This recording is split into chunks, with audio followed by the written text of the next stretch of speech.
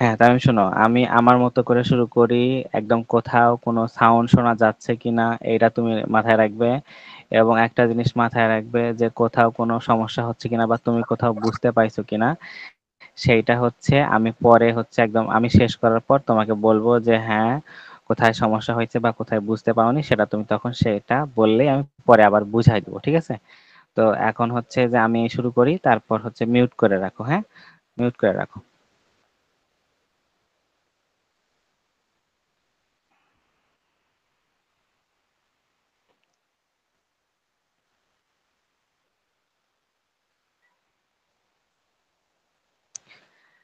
জাতীয় বিশ্ববিদ্যালয়ের অধীনে বিএসসি অনার্স প্রথম বর্ষ 2023 সালের পরীক্ষার্থীদের 24-এ পরীক্ষা অনুষ্ঠিত হবে। তো তোমাদের ইতিমধ্যে হচ্ছে ফর্ম ফিল আপ চলছে। তো ফর্ম ফিল আপ চলছে তোমাদের বিএসসি যাদের, তাদের হচ্ছে নন মেজর রসায়ন একের স্পেশাল কোর্স চলছে। স্পেশাল কোর্সের আজকে দ্বিতীয় ক্লাসের প্রথম অধ্যায়।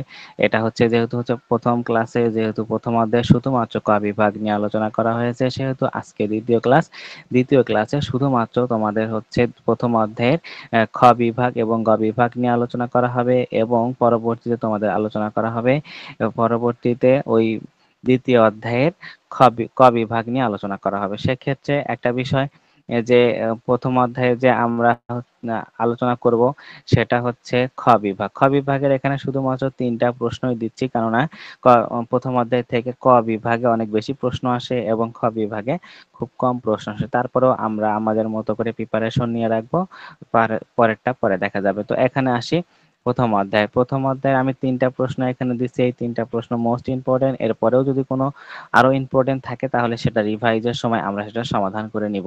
তো এখানে দেখো যে প্রথম অধ্যায়ের প্রথম যেটা বলছে যে ভুলের উৎস সমূহ কি, এই বিষয়ে অলরেডি হচ্ছে এর আগেও আমি দেখাই দিয়েছি, ওখানে ওই ভিডিওতে বলছিলাম যে কোর্সে সেখানে সুন্দর করে উত্তর সমূহ বুঝিয়ে দেওয়া হবে। তো সেখানে দেখো নিম্নে ভুলের উৎস সমূহ আলোচনা করা হলো। আমি একটা কথা প্রথমে বলে নেই, যে আমরা যখন উত্তর করব পরীক্ষার খাতায়, যখন উত্তর করব তখন উত্তর লেখার নিচে একটা সুন্দর করে টান দিব বা দুইটা সুন্দর করে টান দিব। এই যে নিম্নে ভুলের উৎস সমূহ লেখা হলো, এইটার পরে হচ্ছে এটা তো তুলনা চিহ্ন তো দিবেই।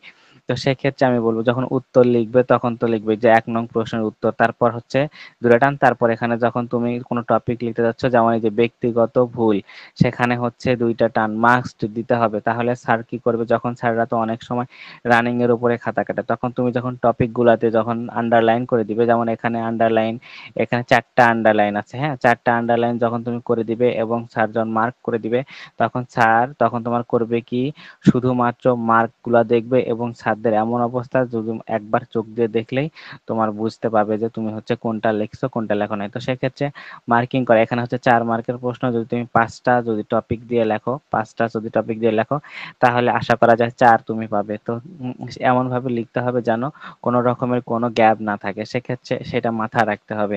তো আসি প্রথমে যেটা হচ্ছে ভুলের উৎস সমূহ কি কি এটা আলোচনা করতে হবে। যে নিম্নে ভুলের উৎস সমূহ আলোচনা করা হলো। আরো একটা কথা বলি, যেটা হচ্ছে যে আমরা ন্যাশনাল ইউনিভার্সিটির স্টুডেন্ট, এরা হচ্ছে করে কি, যে প্রশ্ন মুখস্থ করে রাখে। প্রশ্ন মুখস্থ কর, আমি বলবো যে প্রশ্ন মুখস্থ করার আগে তুমি হচ্ছে প্রশ্নের যে কি ধরন, যেমন এইটা হচ্ছে বলছে যে ভুলের উৎস সমূহ কি কি, এই প্রশ্নটা আর কোন কোন ভাবে আসতে পারে সেইভাবে তুমি প্রশ্ন আগে দেখো, তারপর উত্তরের দিকে আসো। এরা করে কি, উত্তর মুখস্থ করে রাখে, অনেকগুলা উত্তর মুখস্থ করে রাখে, পরে দেখা যাবে যে উত্তর কোনটা কোন প্রশ্নের উত্তর এটাই হচ্ছে যা ভুলে যায়। তো সেইটা করা যাবে না। আমি জোর দিব হচ্ছে প্রশ্নতে। তুমি প্রশ্ন যদি তুমি ভালো করে জানতে পারো যে কোন প্রশ্নের কোন উত্তর, তাহলে হচ্ছে সব থেকে বেটার। ওই জন্য আগে হচ্ছে প্রশ্ন দেখবে যে এই প্রশ্ন কোন কোন ভাবে, আরো কোন কোন ভাবে আসতে পারে, সেইটা দেখে তারপর হচ্ছে উত্তরটা তুমি মুখস্থ করে রাখবে। মুখস্থ করার কোনো বিষয় না। দেখো একবার আমি যেটা এর আগেও বলছি, যে এখানে আসে যে ব্যক্তিগত ভুল, এখানে বলছি কি, যে ব্যক্তিগত ভুল পরীক্ষাগারের নিজ কারণে, পরীক্ষাগারের ব্যক্তিগত ভুল কার কারণে হতে পারে, পরীক্ষাগারের নিজ কারণে, যথা অধ্যক্ষেপের যথাযথ সম্পূর্ণকরণ বা ধৌতকরণে ভুল, ওজন নেওয়ায় বা হিসাব নিরূপণে ভুল, দৃষ্টিশক্তির দুর্বলতার কারণে বা কোনো পাঠে ভুল ইত্যাদির কারণে পরীক্ষালব্ধ মানে ভুল ঢুকে পড়ে। এখানে ব্যক্তিগত ভুলটা যদি আমি একটু আরেকবার বলি, যে এটা ব্যক্তিগত ভুল কার হবে? যে আমি পরীক্ষা করতেছি তাহলে আমার ব্যক্তিগত ভুল হবে। হতে পারে সেটা অর্ধক্ষেপের যথাযথ ধরো সোডিয়াম ক্লোরাইড এবং হচ্ছে ম্যাগনেসিয়াম ক্লোরাইড এটা মাপতে ভুল হইছে। না হলে এটা হচ্ছে বিকার ধুইতে ভুল হয়েছে। বিকারের গায়ে ছোট, ছোট অন্য পদার্থ লেগেছিল। এই কারণে ভুল হবে। অথবা আমি হিসাব করতে ভুল করছি এরকম হবে। অথবা যদি দৃষ্টিশক্তি চোখের যদি কোনো সমস্যা থাকে সেক্ষেত্রে ভুল হতে পারে। এই কয়েকটা কারণেই হচ্ছে পাঠ্য পরীক্ষালব্ধ মানে ভুল ঢুকে যেতে পারে। এটা হচ্ছে ব্যক্তিগত ভুল। মাথায় রাখতে হবে ব্যক্তিগত ভুল নিজেক দিয়ে পড়লেই এটা দ্যাটস এনাফ, আর কোনো সমস্যা নাই। তারপর আসি যান্ত্রিক ভুল। যান্ত্রিক ভুল আসলে কি? যন্ত্র। এটা হচ্ছে যান্ত্রিক বলতে যন্ত্র। পরিমাপনে ব্যবহৃত যন্ত্র যেমন নিক্তি বা ওজন সমূহে ভুল থাকলে, এখন তোমার হচ্ছে পরিমাপে যে তুমি নিক্তি বলতে হচ্ছে এটা হচ্ছে পাল্লা। এটা তুমি যদি ব্যবহার করো এটাতে ওজন সমূহের ভুল যদি থাকে, যে তুমি হচ্ছে হাফ কেজির জায়গায় তুমি ১ কেজি দিছো বা ১ কেজির থেকে ১ কেজি একটা পাথর দিছো সেখানে হচ্ছে অল্প কম থাকলো। সেটা হচ্ছে ওজন সমূহে ভুল থাকতে সঠিক মাপের পিপেট, এখন তোমার যদি পিপেট প্রয়োজন হয় ২৫০ মিলি সেখানে তুমি ৩০০ মিলি ব্যবহার করলে হবে না। তো সঠিক মাপের পিপেট না ব্যবহার করা ইত্যাদি থেকেও মাপনে ভুল মান আসতে পারে। মাপনে কি হতে পারে? ভুল মান আসতে পারে। তো আমি একটু চেক করে দেখবো যে বারবার যে আসলে কেউ আসলে তো আমি নোটিফিকেশন পাবো। তো এখানে হচ্ছে যান্ত্রিক, এটা হচ্ছে কি যান্ত্রিক ভুল। যান্ত্রিক ভুল হচ্ছে কিসে? যন্ত্রের ক্ষেত্রে হবে। সেটা হতে পারে নিত্যি, হতে পারে নিত্যির যে তোমার হচ্ছে ওজন যেটা পাথর সেটাতে হতে পারে, অথবা আরেকটা হতে পারে কি পিপেটে ২৫০ মিলি ১৫০ মিলি ১০০ মিলি থাকতে পারে, সেটাতে ভুল হতে পারে। তারপর হচ্ছে বিকারজনিত ভুল। বিকারজনিত ভুল বা অপদ্রব্য মিশ্রিত অবিশুদ্ধ বিকারক। এখানে অপদ্রব্য মিশ্রিত, তুমি যদি একটা দ্রব্যতে সোডিয়াম ক্লোরাইড নাও সেখানে যদি ম্যাগনেসিয়াম ক্লোরাইড থাকে তাহলে সেটা কিন্তু অবিশুদ্ধ বিকারক হলো।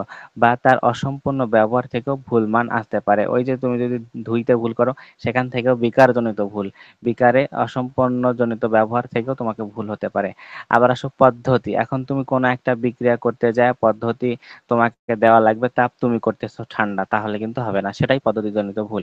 দেখো ভুল বা অযথাযথ পদ্ধতি ব্যবহারে, যেমন মাত্রিক বিক্রিয়া যথেষ্ট দ্রুত নয় এমন বিক্রিয়াজনিত মাত্রিক পদ্ধতি ব্যবহারে প্রাপ্ত মানে ভুল ঢুকে পড়ে। এখন তোমার এখানে মাত্রিক বিক্রিয়া করা যা পদ্ধতি ব্যবহার করা যাবে না, তুমি যদি মাত্রিক পদ্ধতি ব্যবহার করো তাহলে সেটা ভুল হতে হবে। তো আমি একটা জিনিস এখানে সুন্দর করে বুঝাই দিব আরেকটু পরে।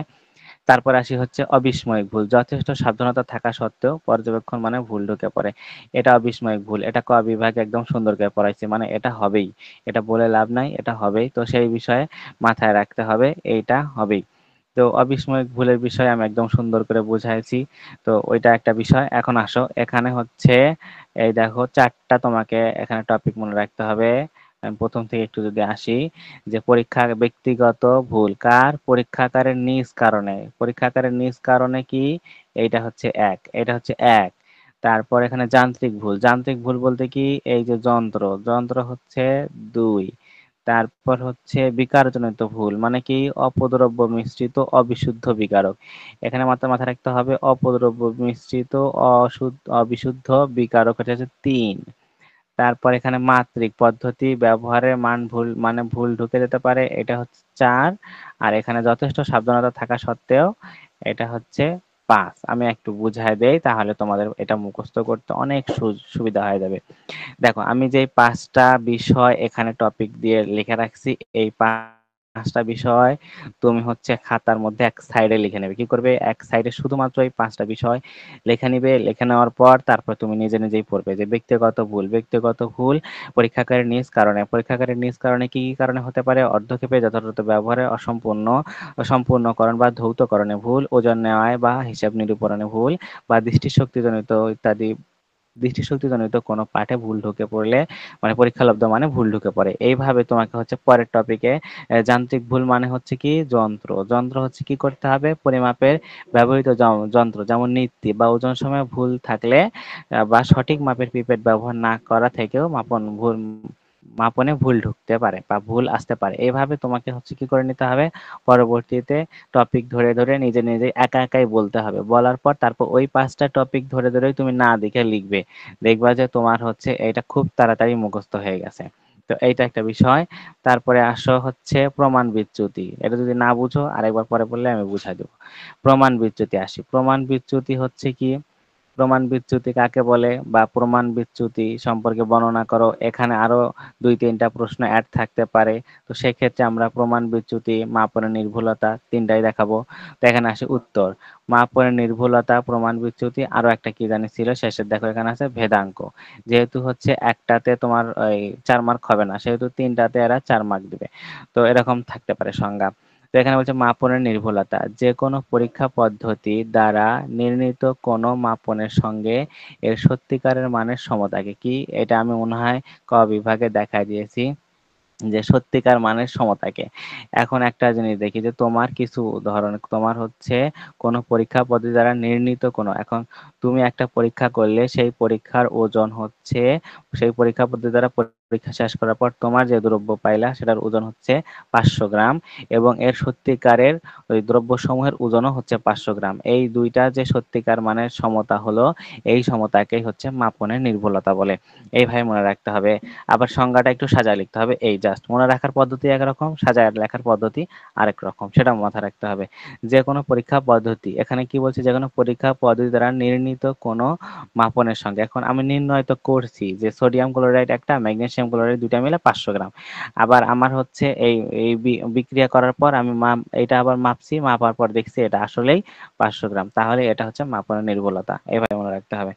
তারপর প্রমাণ বিচ্যুতি। প্রমাণ বিচ্যুতি সমজাতীয় রাশিসমূহের গড় থেকে এদের বিচ্যুতি সমূহের বর্গের যোগফলকে রাশিসমূহের সংখ্যা অপেক্ষায় ১ কম দ্বারা ভাগ করলে যে ভাগফল পাওয়া যায় তার বর্গমূলকে প্রমাণ বিচ্যুতি বলে। এখানে কিন্তু অনেকগুলা কাজ, এটা মাথায় রাখতে হবে। সমজাতীয় রাশিসমূহের গড় মানে সমজাতীয় রাশি কি, ধরো তুমি সমজাতীয় রাশিসমূহ গড় করলে, সেখান থেকে এদের বিচ্যুতি সমূহের বর্গের যোগফলকে, এদের যে বিচ্যুতি সমূহ যে বর্গ করলে তার যোগফল সময়ের সংখ্যা থেকে ১ কম মানে ১ বিয়োগ দিয়ে ভাগ করলে যেই ভাগফল পাওয়া যাবে সেটাতে হচ্ছে প্রমাণ বিচ্যুতি। এটা একটু কষ্ট করে মুখস্থ করতেই হবে, কারণ এটা একটু আগা পাছা মানে ঘুরায় দেওয়া, তো এটা একটু মুখস্থ করতেই হবে কষ্ট করে। তারপর দেখো ভেদাঙ্ক। ভেদাঙ্ক হচ্ছে কি, ভেদাঙ্ক বা ভেদ বিস্তার। তুমি যদি এই ভেদ বিস্তার না লেখো কোনো সমস্যা নাই, তুমি জাস্ট লিখবে ভেদাঙ্ক পরিমাপকের একটি গুরুত্বপূর্ণ পরিমাপক। কি, ভেদাঙ্ক তো একটা পরিমাপক, সেটা বলছে ভেদাঙ্ক পরিমাপকের একটি গুরুত্বপূর্ণ পরিমাপক। তারপর তথ্য সারির গাণিতিক গড়, যে থেকে তথ্য মানে যে বা যা থেকে তথ্য মানসমূহ ব্যবধান বর্গের সমষ্টিকে মোট তথ্য সংখ্যা দ্বারা ভাগ করলে যে ভাগফল পাওয়া যায় তাকে ভেদাঙ্ক বলে। এখানে আসো একটু বুঝাই দেই। এখানে বলছে তথ্য সারির গড়, তথ্য সারির কি গড়, যে থেকে বা যা থেকে তথ্য মানসমূহ, তথ্যর মানসমূহের ব্যবধান বর্গের সমষ্টি। এখানে কিন্তু কি হবে, বর্গের সমষ্টি। বর্গ করার পর তারপর সেটা কি করতে হবে, যোগ করতে হবে। সেটাই মোট তথ্য সংখ্যা দ্বারা ভাগ দিতে হবে। আবার সেটা কি, মোট তথ্য সংখ্যা দ্বারা ভাগ করলে যে ভাগফল পাওয়া যায় তাকে ভেদাঙ্ক বলে। ভেদাঙ্ক এই যে হচ্ছে জাস্ট হচ্ছে এখানে বর্গের সমষ্টি আর গাণিতিক গড়, তারপর বর্গের সমষ্টিকে মোট সংখ্যা দ্বারা ভাগ করলে যেই সংখ্যা পাওয়া যায় সেটাই হচ্ছে কি তোমার ভেদাঙ্ক। এটা হচ্ছে ভাগ করলে যে কি পাওয়া যাবে, ভাগফলই পাওয়া যাবে। তো এইভাবে মনে রাখতে হবে যে প্রথমে একটু মনে রাখতে হবে যে গাণিতিক গড় যা থেকে তথ্য মানসমূহের ব্যবধান বর্গের সমষ্টিকে মোট সংখ্যা দ্বারা ভাগ করলে, মোট সংখ্যা দ্বারা ভাগ করলে যে ভাগফল পাওয়া যায় তাকে ভেদাঙ্ক বলে। আর প্রথম লাইনটা তো ওটা তো এমনিতেই মনে থাকবে। তারপর আসি হচ্ছে মাপনের নির্ভুলতা ও সূক্ষ্মতার মধ্যে পার্থক্য। এটাতে হচ্ছে আরো আরো ২ রকমের মেবি প্রশ্ন এইভাবে এটার আছে। তো আমার সময় স্বল্পতার কারণে আমি একরকম করে দিয়েছি। তোমরা হচ্ছে আরো ২ রকমের এই প্রশ্নটা আছে। সেইটা আগে দেখে নিবে। আগে কি দেখে নিবে? আমি বারবার বলতেছি, প্রশ্ন আগে দেখে নিবে, তারপর উত্তর উত্তর আয়ত্ত করো। তো প্রশ্নটাই মেইন। তো এখানে আসি যে উত্তরে কি দিছে যে মাপনের নির্ভুলতা। এখানে যে মাপনের নির্ভুলতা লিখছে না উত্তর করার সময় পরীক্ষার সময় তোমরা এখানে সুন্দর করে ২ টা আন্ডারলাইন করে দিবে। পারলে অন্য কলম নিয়ে যাবে। যেমন আমি এটা যেই কালারটা দিছি এই কালার তুমি দিতে পারো। অবশ্যই লাল কালার কখনোই দিবে না। তো এরকম একটা নীল কালারের নিয়ে যাবে। নীল কালারের নিয়ে যাওয়ার পর নিচে ২ টা আন্ডারলাইন করে দিলে তাহলে এক্সামিনার স্যারের চোখে পড়ে যাবে। তারপর কোন পরীক্ষা পদ্ধতি দ্বারা মাপনের নির্ভুলতা আমি বলছি।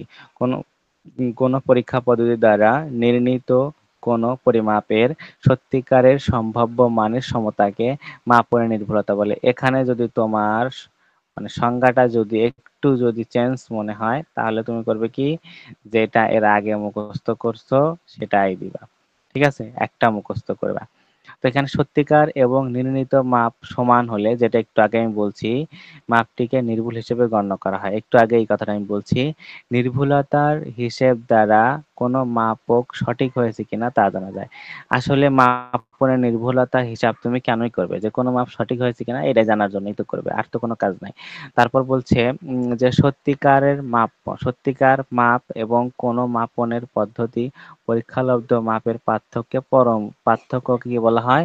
পরম ভ্রান্তি বলে। এখন তুমি একটা জিনিস দেখো যে এতক্ষণ আমরা পড়লাম হচ্ছে আমাদের হচ্ছে নির্ণীত মাপ এবং হচ্ছে সত্যিকারের মানের মধ্যে সমান হলে সেটাকে কি বলা হয়? মাপনের নির্ভুলতা এবং সত্যিকার মাপ এবং নির্ণীত মাপের মধ্যে যদি পার্থক্য হয় তাহলে সেটাকে সেটাকে বলা হয় পরম ভ্রান্তি। তো সেটাকে বলা হয় পরম ভ্রান্তি। খালি এই ২ টুকু লিখে বাস তোমার আর কাজ নাই। তারপর মাপনের পরম ভ্রান্তি দ্বারা নির্ণয় করা হয়। মাপনের পরম ভ্রান্তি দ্বারা নির্ণয় করা হয়। এটা দরকার নাই। এই লাইন দেওয়ার কোনো দরকার নাই। ঠিক আছে? জাস্ট তুমি এই পর্যন্ত দিবা। এই পর্যন্ত দিলে তোমার মাপনের নির্ভরতা সম্পর্কে পুরা ডিটেইলস হয়ে গেল। জাস্ট এখানে ৩ টা লাইন। সংজ্ঞা, তারপর সত্যিকার মান, ওইটা হচ্ছে নির্ভুল হিসেবে গণ্য করা হয়। আবার এই যে নির্ভুলতার হিসাব দ্বারা কোনো মাপ সঠিক আছে কিনা তা জানা যায় এবং সত্যিকার মাপ এবং হচ্ছে নির্ণীত মাপের মধ্যে কোনো যদি পার্থক্য থাকে তাহলে হচ্ছে পরম ভ্রান্তি বলে। জাস্ট এটুক করলেই তোমার এখানে এই একটা হলো। ঠিক আছে? তারপর আসো মাপনের সূক্ষ্মতা। এখন আসো কি মাপনের সূক্ষ্মতা। নির্দিষ্ট মাপন পদ্ধতিতে কোনো এখানে মিস্টেক হয়েছে মনে হয়। কোনো বিশ্লেষণ দ্বারা প্রাপ্ত মানসমূহের সমতাকে মাপনের সূক্ষ্মতা বলে। মাপনের সূক্ষ্মতার হচ্ছে সংজ্ঞাটা এখানে দিবা। এটার উপরে মনে হয় দেওয়া আছে। এখান থেকে দিলাম না। তো এখানে বলছে সূক্ষ্ম দ্বারা নির্দিষ্ট শর্তে বারবার প্রাপ্ত মানসমূহের একই রূপ কিনা তা বোঝা যায়। এখন তুমি মাপনের সূক্ষ্মতা আসলে কাকে বলে সেটা দেখো। মাপনের সূক্ষ্মতা ধরো তুমি সোডিয়াম ক্লোরাইডের একটা মাপ তুমি করতেছো। বারবার ওই মাপই করতেছো। দেখা যাচ্ছে যে ১০০ গ্রাম বারবার হচ্ছে ৯৫ বারবার হচ্ছে ১০০ গ্রামের থেকে ০.১ কম হচ্ছে বা ১০০ গ্রামের থেকে ২ বেশি হচ্ছে। এরকম হলে তখন তুমি সেটা বুঝবা যে এটা হচ্ছে মাপনের সূক্ষ্মতা হচ্ছে। বারবার একই তো হচ্ছে, মানসমূহ সবসময় একই হচ্ছে। তাহলে সেটা হচ্ছে কি মাপনের সূক্ষ্মতা। বারবার মাপার পর যদি একই হয় সেটাই হচ্ছে মাপনের সূক্ষ্মতা। সেটা দ্বারাই হচ্ছে সূক্ষ্ম মাপসমূহ বোঝা যাবে। মাপনের সূক্ষ্মতা থাকলেও মাপগুলো নির্ভুল মানের কাছাকাছি নাও হতে পারে। আমি যেটা বললাম যে মাপনের সূক্ষ্মতা থাকলেও মাপগুলো নির্ভুল মানের কাছাকাছি নাও হতে পারে। যেমন পয়েন্ট ১, ২, ৫, ১০ এরকম হচ্ছে কি হতে পারে এইদিক ওইদিক হতে পারে। সেটাও হচ্ছে কি মাপনের সূক্ষ্মতার মধ্যেই পড়ে। কাছাকাছি থাকবে, কাছাকাছি নাও হতে পারে। এটা হচ্ছে একটা বিষয়। কয়েকটি পরীক্ষার বিচ্যুতি ও গড় বিচ্যুতি দ্বারা মাপনের সূক্ষ্মতা প্রকাশ করা হয়। এখন দেখো কয়েকটি পরীক্ষার বিচ্যুতি ও গড় বিচ্যুতি দ্বারা মাপনের সূক্ষ্মতা প্রকাশ করা হয় সেটাই এখন দেখব। এইটা তুমি জাস্ট হচ্ছে প্রথমের দিকে দিবা, দেওয়ার পর এখানে আসো পার্থক্য। আমরা কিন্তু পার্থক্য পড়তেছি। তো সেখানে দেখো মাপনের নির্ভুলতা এবং মাপনের হচ্ছে যথাযথতা বা সূক্ষ্মতা। দেখো কোনো বস্তুর পরীক্ষায় কোনো পরিমাপের সঙ্গে তার সত্যিকার মানের সমতাকে মাপনের নির্ভুলতা বলা হয়। মানে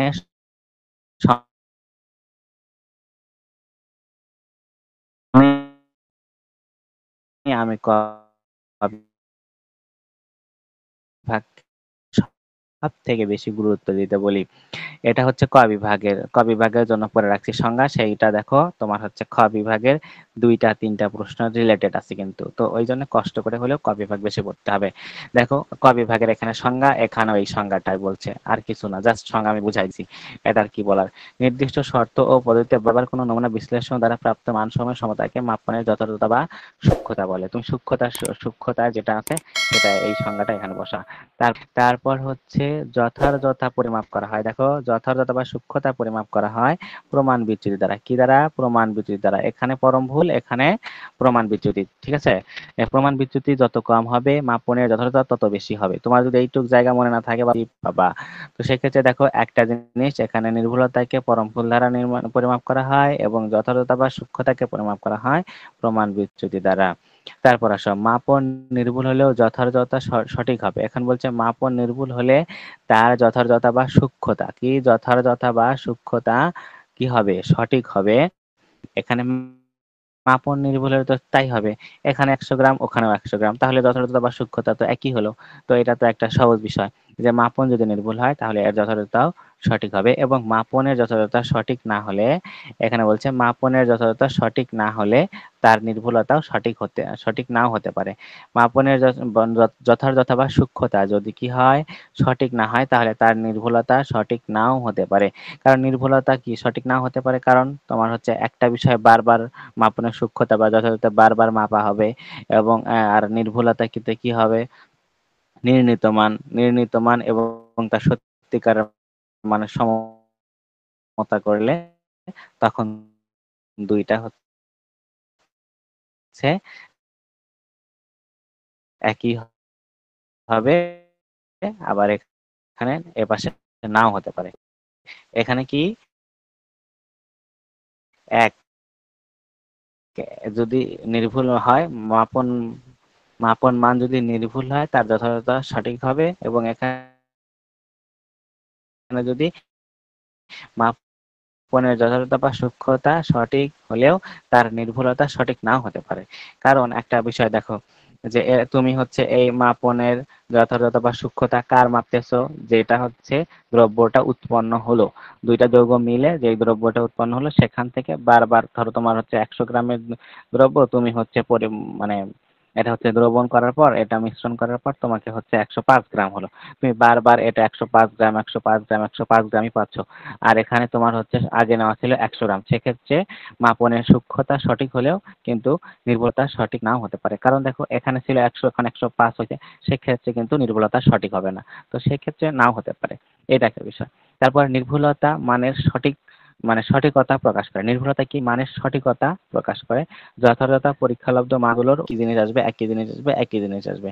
সেটা হচ্ছে মাপনের সূক্ষ্মতা বা যথাযথতা। আর হচ্ছে কি মাপনের নির্ভুলতা বলতে ওই হচ্ছে আগে নেওয়া মান, আগে ২ টা যোগ করা মান এবং পরে দ্রবণ উৎপন্ন হওয়ার পরে মান, সেইটা হচ্ছে একই। এটা হচ্ছে এইজন্য এটা সঠিকতা প্রকাশ করে আর এটা হচ্ছে মানগুলোর অনুরূপতা প্রকাশ করে। আর কিছুই না।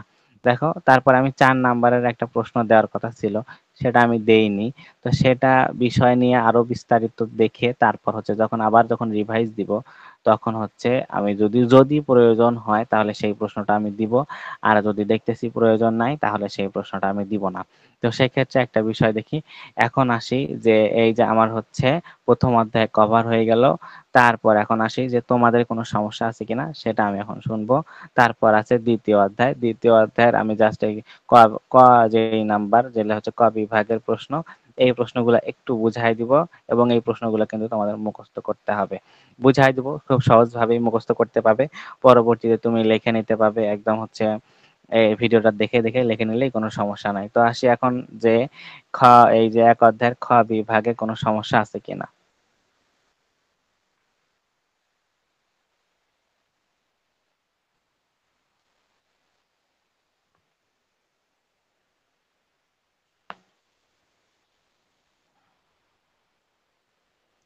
তামিম?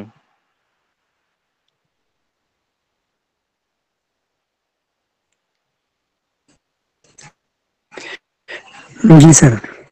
সমস্যা আছে কোনো? ওই যে 3 নম্বর প্রশ্ন যেখানে মিস্টেক হয়েছে সেখানে কি কি হবে? কোথায় কোথায়?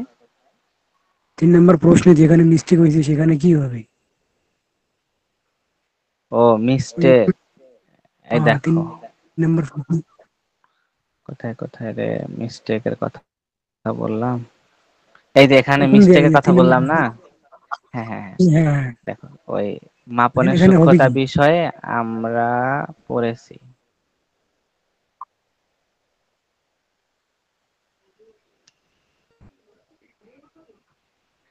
এই যে দেখো, দেখছো মাপনের যথাযথতা পড়ছে কি? যথাযথতা সূক্ষ্মতা একই জিনিস। ঠিক আছে, একই বিষয়ের ওপর পরপর কিছু পরিমাপের মধ্যে মিলকেই প্রযুক্ত বিশ্লেষণে যথার্থতা বা সূক্ষ্মতা বলে। হ্যাঁ, ওই এই সংজ্ঞাটা তুমি ওখানে দিলেই কিন্তু হচ্ছে একই জিনিস। ওইখানে একরকম করে দেওয়া, এখানে একরকম করে দাও, মূল বিষয় কিন্তু একই। হ্যাঁ, ওই জন্য আমি ওই এই তোমার হচ্ছে মাপনের সূক্ষ্মতা নিয়ে কথা বলি নাই। জাস্ট হচ্ছে বলছি যে এই এই কাকে বলে এই সংজ্ঞাটা ওখান থেকে দিবা, এই আর কিছু না এখানে। ধরো বিশ্লেষণ করে প্রাপ্ত মান সমূহের সমতাকে বলছে। আর আমরা এখানে পড়ছি কি, যে দেখো হয়ে গেল রে। এই দেখো, একই বিষয়ের উপর পরপর কিছু পরিমাপের মধ্যে মিলকে প্রযুক্ত বিশ্লেষণের যথাযথতা বা সূক্ষ্মতা বলে। এই আর তেমন তো মনে হয় কোনো সমস্যা নাই।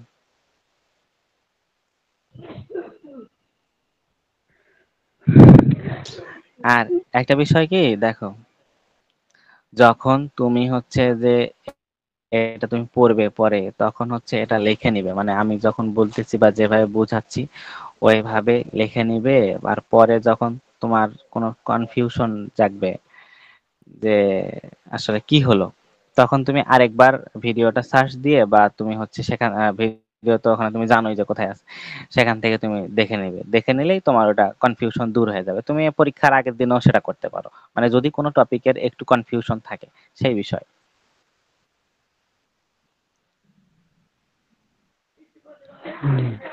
স্যার এগুলোর কি পিডিএফ দেওয়া যায়? প্রশ্নগুলোর প্রশ্নের উত্তরগুলোর কি পিডিএফ পিডিএফ দেওয়া যায়? বলতে পিডিএফ দিলে তো ভালো হয়। আমি সেটা আমি পরে বলবো। হ্যাঁ, তোমরা একটু কষ্ট করে করো, আমি তারপরে সেটা পরে বলবো যে পিডিএফ দেওয়া যাবে কিনা। হ্যাঁ, আমি চেষ্টা করব দিতে। তারপর রেকর্ড হচ্ছে তো এইটা আবার আমি হচ্ছে ইউটিউবে দিব। ঠিক আছে, সব কথাই তো এখানে বলা যাবে না, বুঝো না?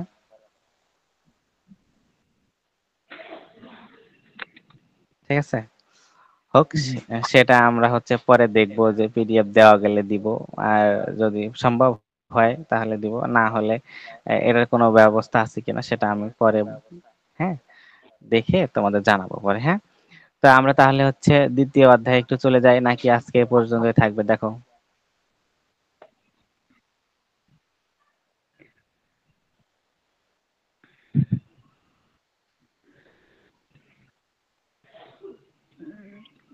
স্যার আমি তো একটু ভেজাল আছি বুঝছেন। আমি পড়াশোনা এখন পুরো দমে, সামনে পরীক্ষা, পড়াশোনা এখনো পুরো দমে শুরু করি না বুঝছেন। এখন আপাতত এই হ্যাঁ, পর্যন্ত আমি রাখা ভালো সেটাই হয়। এমন কিছু বলো না, এমন কিছু বলো না। কারণ কিন্তু রেকর্ড হচ্ছে, পরে ডিরেক্ট হচ্ছে এডিট ছাড়াই ইউটিউবে দিও। হ্যাঁ, এটা মাথায় রাখ। হ্যাঁ, আমি জানি যে এখনো কেউ পড়া শুরু করে নাই। হ্যাঁ, তো আমরা আসলে আস্তে আস্তে রিকভারি করতে করতে করতে করতে এক সময় বেশি করে পড়তে পারবো। এখন 10 মিনিট, 20 মিনিট, আধা ঘন্টা, তারপর হচ্ছে 1 ঘন্টা, এভাবে আগায় যাইতে হবে। হ্যাঁ, আস্তে আস্তে কিন্তু আগায় যাইতে হবে। আমিও ওই জন্য কিন্তু চাপ দিচ্ছি না। ধরো আজকে আমার এই অধ্যায়টা শেষ, আর 2 দিন ক্লাস নিলে পরের দিন বলবো যে পরীক্ষা দাও, বা হচ্ছে আমি 2-1টা প্রশ্ন ধরবো যে এটা হচ্ছে একটু বলো বিস্তারিত। ঠিক আছে, আমার কথা যে একটু কষ্ট করতে হবে। আসলে দেখো এখন বর্তমানে সবারই কাজ চলছে বাসায়। হ্যাঁ, আমরা তো বাঙালি, আমরা তো হচ্ছে জানি যে সবারই বাসায় একটু করে কাজ আছে। এই জন্য একটু হলেও কম করে পড়া হচ্ছে, তো সেই বিষয় মাথায় আছে আমার, সমস্যা নাই। তাহলে আমরা ক বিভাগ পরের দিন ধরি, ঠিক আছে? পরের যেই দিন রুটিনে আছে সেই দিন ধরি। অন্তত আপনার কথা তো চান নাই যে তুমি হাঁটার সময়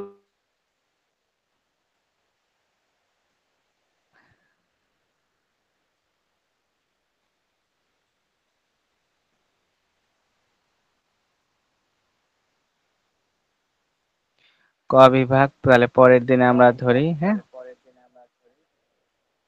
এটা হচ্ছে দ্বিতীয় দ্বিতীয় অধ্যায়, সেটা হচ্ছে যেটা আজকে করার ছিল সেটা আমরা পরবর্তী দিনে পরবর্তী ক্লাসে ধরবো।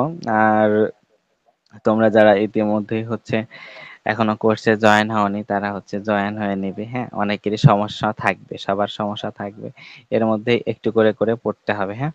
আর একটা জিনিস মাথায় রাখবে যে হ্যাঁ, সবাই যারা ভালো স্টুডেন্ট তাদের কথা বলি, যে যারা অনেক ভালো স্টুডেন্ট তারা কষ্ট করে, তারা পরিশ্রম করে যে হ্যাঁ আমাকে পড়তে হবে। এবং একটা জিনিস গতদিনও বলছি আজকেও বলি, একটা বিষয় মাথায় রাখবে যে হ্যাঁ তুমি পাবে, যারা ভালো স্টুডেন্ট তার মানে তারা তাদের 4টা চোখ 6টা হাত এমন তো না, তাদেরও 2টা হাত 2টা চোখ একটা মাথা, হ্যাঁ, একটা মুখ।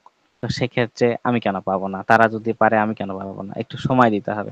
ধরো তুমি সারাদিন কাজ করে আসে 1 ঘন্টা পড়লা বা 1.5 ঘন্টা পড়লা, রেগুলার আজ থেকে 3 মাস রেগুলার যদি 1-1.5 ঘন্টা করে কেউ পড়ে, এই কেমিস্ট্রি সাবজেক্টের কথা বলি, ওকে এমন কোনো টিচার নাই বা এমন কোনো প্রশ্ন নাই যে ও হচ্ছে আটকাইতে পাবে, হ্যাঁ।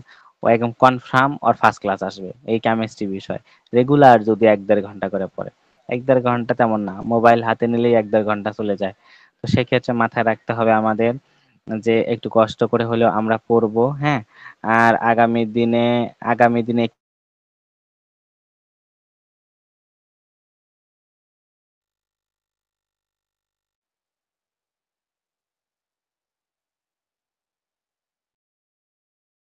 ক্লাস করব। আগামী দিন রুটিনে মনে হয় আগামী পরশু দিন আছে, তো যাই নিবে।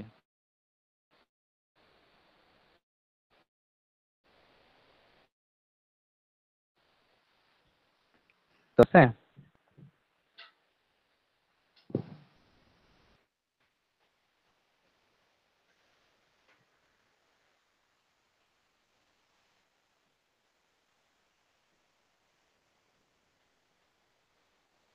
তামিম,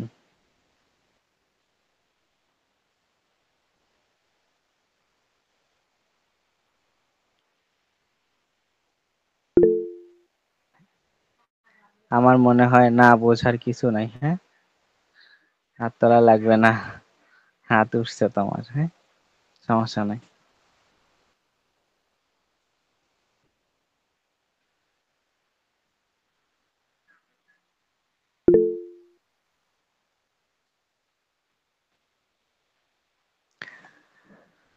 তাহলে আজকে এ পর্যন্তই থাক, আগামী দিনে আমরা হচ্ছে দ্বিতীয় অধ্যায় শুরু করব, ঠিক আছে। দ্বিতীয় অধ্যায় আমরা শুরু করব ইনশাল্লাহ। তো সেই দিনে তোমরা এই এই 2 দিনের মধ্যে যা আছে সব একবার করে লিখে নাও, ভিডিও দেখে দেখে একটু কষ্ট করে হলেও লিখে নাও। লিখে নিয়ে তার মধ্যে যদি কোনো সমস্যা থাকে নেক্সট ক্লাসে আমাকে জানাবে যে প্রথম অধ্যায়ের এই এই সমস্যা আছে বা এই এই জিনিস আমি বুঝতে পাইনি, আমি আরেকবার বুঝাবো, ঠিক আছে। ওই বিষয়ে আসলে আর কথা বলতেছি না। তাহলে তোমাদের যদি কোনো সমস্যা থাকে সেটা নেক্সট ক্লাসে জানবো, প্রথম অধ্যায় বিষয়ে। আর পিডিএফ এর বিষয় সেটা পরে বলবো, ঠিক আছে। আগে আমি পুরা হ্যান্ড নোটটা আগে সাজায় নেই, তারপর আমি সেটা বলবো, ঠিক আছে। তো আজকে এ পর্যন্তই। তামিমের কিছু বলার থাকলে বলো।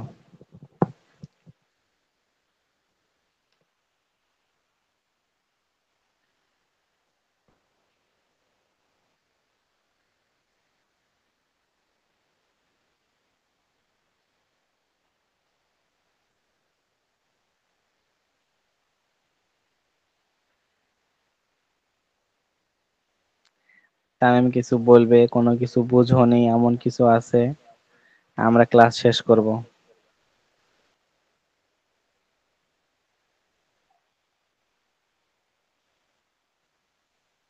আচ্ছা ঠিক আছে, তাহলে হচ্ছে তো